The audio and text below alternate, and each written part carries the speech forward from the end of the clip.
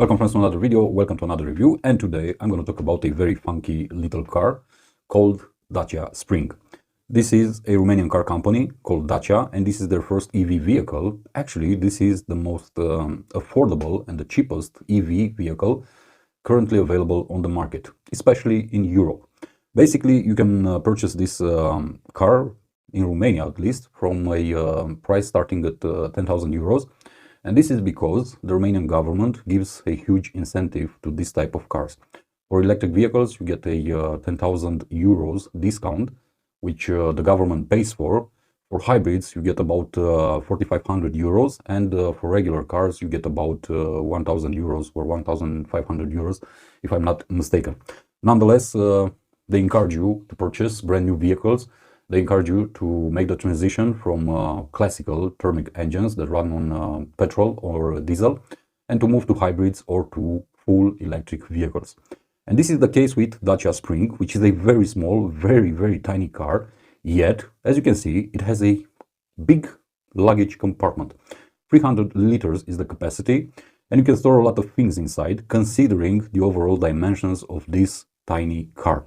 It's made as a small SUV. It tries to give you the impression that it is an SUV, but it isn't in reality.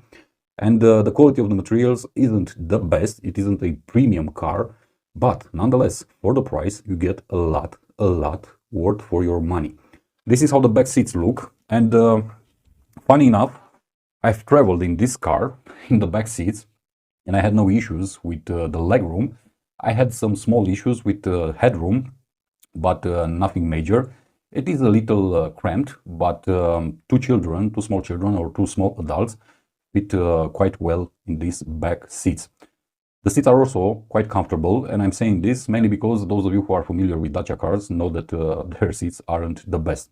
Also, the quality of the materials isn't the greatest. You can see that they used a lot of cheap plastic that you can basically find on every cheap car that Renault, Dacia, Nissan makes, because they're in the same alliance.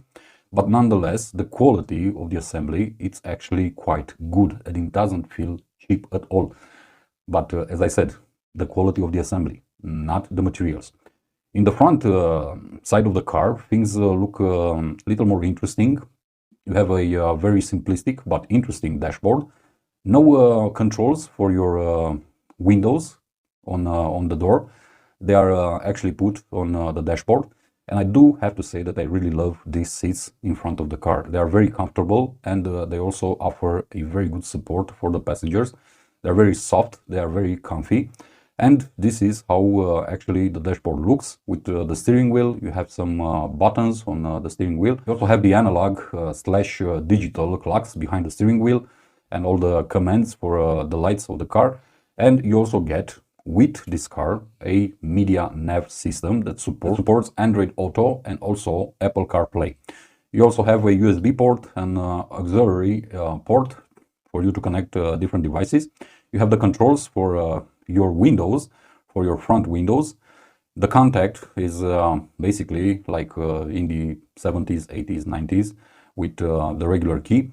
And you also get AC with controls in this car, although I wouldn't recommend it, because using AC in this type of EV gets a huge toll on the battery. You also have a gear selector with the various positions, and you get a automatic gearbox with 1 speed. The engine inside is capable of providing 44 brake horsepower. So it isn't a lot, but this doesn't mean that the car is slow. You can actually go up to 125 kilometers per hour. That's the top speed of Dacia Spring. So what can I say? Considering that this is a car made for urban areas, for city traffic, I don't really think that you're going to drive it with 100 kilometers per hour. Maybe you're going to drive it with 50 kilometers per hour. Therefore, there is no need for this car to provide you with a lot of power with its engine, so-called engine. The battery is quite small. It's a 25 kilowatt hour battery that supports quick charging at 30 kilowatt hour. And also you can recharge the battery from 0 to 80 using this fast charging technology in around 50 minutes. If you use a normal power outlet at home, for example, you can charge the battery fully in 8 hours. And if you buy a separate accessory, you can actually increase the power and basically charge it in about 5 hours at home. So nothing fancy about it, but it isn't too bad actually, because the autonomy of this car is officially 237 kilometers. In reality, you are going to actually get about 160, 170 kilometers out of a full charge. You also get regenerating braking, so you can actually profit from this technology and spare some energy and use it to get to the, let's say, top maximum range of this car. But it isn't as advertised, therefore you need to be very realistic. And you're going to get these figures actually by driving this car in city traffic, respecting, let's say, the speed limits and whatnot. If you decide to take this car out on the highway, which I actually do not recommend because it isn't its natural habitat, then you're going to see the battery life simply plummeting very, very fast. And taking a trip of about 150 kilometers is very, very stressful, because you may find it quite impossible to achieve that distance, especially if you are driving respecting, if you want, the highway speed limits. Therefore, I do not recommend it for long trips. I do not recommend it for highway, but I do recommend it for city traffic. I do recommend it as a car for beginners. You just got your driver's license and this is your first car. You are a youngster. Therefore, I can highly recommend this car to you in order for you to get experience, to get acquainted. And also because being an EV, there isn't anything to do to the car except to put some, I don't know, windscreen liquid in order to clear the window. That's it. Basically, there is no intervention on the car. There is nothing that you need to do. You don't have to change the oils and whatnot. So basically, it's very budget friendly. Also, I see this car very good for ladies, especially, but also for, let's say, a more mature audience, for elderly people who need a vehicle just to go by, I don't know, to do short trips, to go visit some friends and whatnot around the city and so on and so forth. Therefore, this is, let's say, the best scenario for this type of car. You do get a lot of things for the money, actually. As I said, you get Android Auto and Apple CarPlay, which is quite interesting considering that premium brands often don't offer these features on more expensive cars. Also, you get electric mirrors, you also get parking sensors, you also get a rear view camera, and you also get a heated windscreen. Also, you get fog lamps, and as I said, an automatic transmission and regenerative braking. For the price that you pay, this is actually a very well featured car. I don't know any other electric vehicle at the current moment available on the market that offers so much for so low. Because, I have to repeat myself, you can actually purchase this car in Romania starting from 10,500 euros.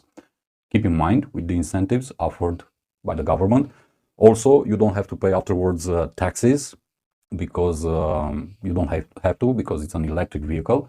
You get quite a few, get a lot of charging stations available, and depending on the city, depending on the region that you live, you can actually manage a car like this without any problems.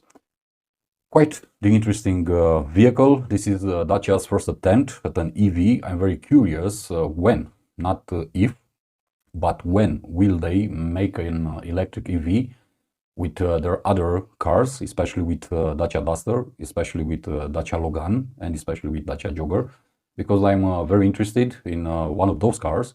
I'm very interested to see what they can bring to the market. I'm very interested in seeing how much will you have to pay as a customer to get one of those cars fully electric. Because Dacia, although it's an affordable car brand, it's a very reliable car brand at the same time. This is why a lot of people love this brand, especially in Europe and especially in Romania, by Romanians, because as I said, this is a Romanian car company. Therefore, I'm very, very interested in seeing the future of Dacia, to see how their let's say, electric vehicles develop, what will they bring next to the market, and hopefully it's going to be very interesting. I cannot talk to you about this car without telling you how it feels while driving, and this is a very interesting experience, and to be honest with you, it managed to surpass all my expectations. Why? Because although I'm not the biggest fan of EV vehicles, I actually prefer diesel engines. That's my taste when it comes to cars. I do really enjoy how Dacia Spring drives, considering especially how small it is and considering the price point. And inside the vehicle, while driving, the experience is quite nice. As I said, it isn't, let's say, very spacious, but in terms of comfort, but the experience at the steering wheel is quite good. This is a front wheel based system, so you don't get all-wheel drive, but it does manage to produce its best. It does manage to provide enough power to the car, and although the engine may seem underpowered with only 44 brake horsepower, it isn't actually, because it feels very, very zippy, especially when you accelerate from zero. Don't expect this one to be as fast as a Tesla or any other EV out there, because it actually manages to break a world record when it comes to acceleration from 0 to 100, and it takes time to achieve that performance, because it takes 19 seconds to get to 100 kilometers per hour. Still, on very low speeds, it feels very, very zippy. The thing that I don't like about this car while driving is the fact that although you do not have an engine, a classical engine, and you don't get the noise from that engine, you're going to get a lot of noise coming from outside, especially from the front wheels. Also, every pebble that hits your car is felt differently. And also, a gripe of mine is the fact that the steering wheel feels a bit loose for my taste. I'm more accustomed with, let's say, sportier steering wheels, with a sportier direction of the car. But for what it is, for the price that you pay, I couldn't complain. These aren't reasonable complaints, to be honest.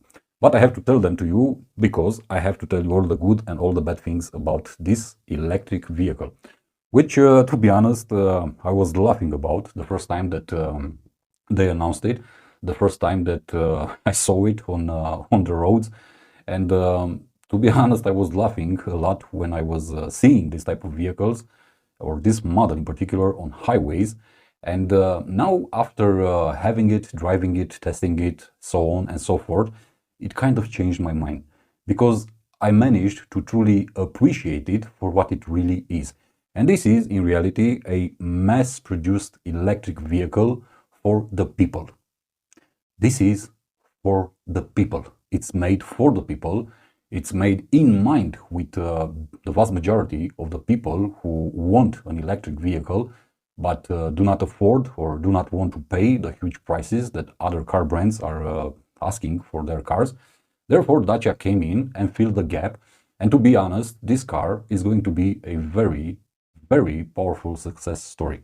That's why I said previously that I'm very curious when Dacia decides to provide electric vehicles, or if you want, electric powertrains or engines on their best-selling cars, such as Dacia Duster or Dacia Sandero or Dacia Logan, because that's what I think that they are after. Quite an interesting experience with Dacia Spring. I started to appreciate it. I actually enjoyed it. I wouldn't buy one for my taste and for my needs, but I do see it as a hit, mainly if you live in a very crowded city, in a huge city. I don't know, you live in Paris, you live in Berlin, you live in Bucharest, for example. You live in one major city across Europe. You know how the traffic is, the noise and whatnot, the pollution. I do see this car made for those scenarios. And I do see this car made for people who just need a very efficient, very cheap, very budget-friendly alternative to do small trips, to go to the grocery store, to go to work, to the office, and so on and so forth. Even more so, Dacia announced that they plan next year to launch a upgraded variant of Dacia Spring in the form of a small pickup, which will probably be very beneficial for small business owners. And I can actually see it very well selling in countries like Greece, for example, or Italy, or Spain, where we are accustomed to see some very, very small vehicles when, I don't know, they provide groceries for the restaurants, hotels, and so on and so forth. So I'm very curious about what they will do. The main question here is, of course, is this car worth buying or not? And the answer, to be honest with you, although the beginning of my experience with this car was pretty straightforward and simple, meaning no, I've actually changed my mind and I would say yes, it is worth the money, it is worth the price, it is worth what they are asking for it. And actually, I do see it as being one of the, let's say, best decisions that you can make if you are looking for an electric vehicle currently on the market. Because this is a no-brainer. You get a lot of features, you get a lot of things, and you pay a very small amount of money compared to everything else that's out there on the market. For me, this is a no-brainer. And it's very simple to understand what Dacia is trying to do. It's very simple to understand why this car is so successful. It's very easy to see why people are waiting in line to get their hands on one of these cars. And to be honest with you, it actually made me think a bit if I would actually want to change and get on the EV bandwagon. But unfortunately, it isn't very practical for me to go the EV route, at least not for now. I'm going to see in the coming years how things, let's say, develop in the EV vehicle market. And basically, my biggest gripe with EVs is the battery lifespan, and also how much it costs to change those batteries after a couple of years, and also, of course, the range. In this case, the range isn't the highest, but you do not have any expectations for it to be. But when we are talking about cars that cost more than 50 euros, then that becomes a very interesting and very powerful point to be aware of. This is how the engine looks for those of you who are interested. It features the same architecture that you can find on Renault Zoe or Nissan Leaf. You get the fog lamps, you get these headlights that were stolen, basically, from Lamborghini. And you also get some, let's say, interesting wheels, 14-inch, but you are getting them covered with plastic caps. So no alloy wheels, and also you get some chromatic insertions on the car, on the vehicle, letting you know that this is an electric vehicle. For what it is, the Dacia Spring is a very good car. Not the best, definitely not the safest, definitely, let's say, not the most feature-packed, but for the price that you pay, it's a very good vehicle, and I highly recommend it.